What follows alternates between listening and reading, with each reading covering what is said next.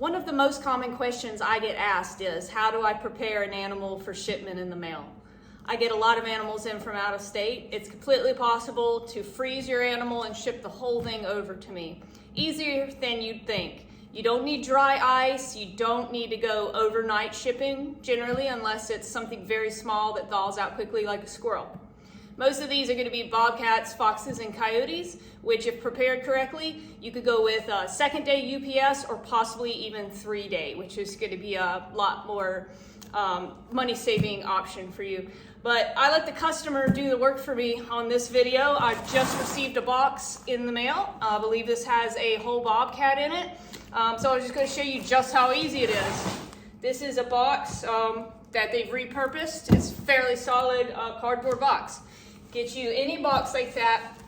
Take your animal, freeze it solid, but make sure to wrap it up where it's like curled into a ball. Don't, freeze it stretched out, and you're gonna have to put it in a much larger box, more expensive.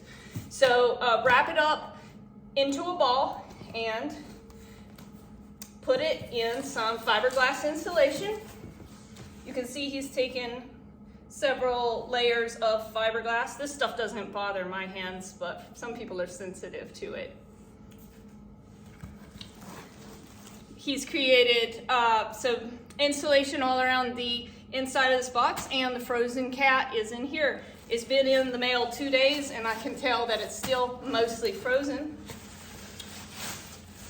Several trash bags will keep any possible leakage from occurring. I haven't even taken a look at this yet. This is a true unboxing. Let's see how Kitty made it through the mail. And here we go. You can see he is mostly frozen. A little bit of flexibility in the paws, but solid as a rock in the body. Like, I can't even move the neck. So 2 days in the mail, and that cat is still really, really cold. Like, I can feel the temperature on it. So even with these thawed out paws, it's been, definitely temperatures of like a refrigerator in there, I'd say. This cat could have even gone on a 3-day service and still been pretty frozen. So I would suggest using UPS. They're more reliable to my area, but FedEx works as well.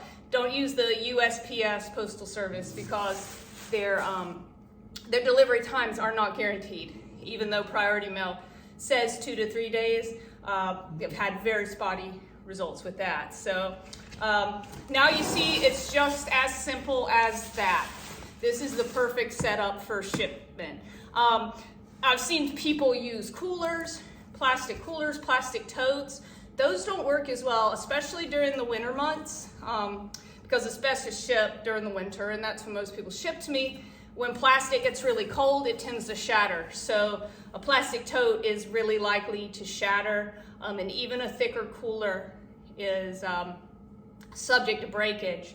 Styrofoam coolers, you can put them down in something like this and it works okay, but actually not nearly as well as just this simple fiberglass in a box. You could put a couple ice packs around the head if you want. And when I say ice packs, I mean actual store-bought plastic ice packs, because a couple times folks have made their own ice packs out of water and a Ziploc bag, and it does not hold up. Then it melts and water is everywhere. So that's a mess. But definitely really no dry ice needed unless you just really are compelled to. And some shippers have, restrictions on that. So why even waste the money? This cat is gonna have to really thaw out overnight in my shop for me to even be able to skin it. But I hope this helps answer any questions. If you have any other questions regarding shipment, feel free to contact me.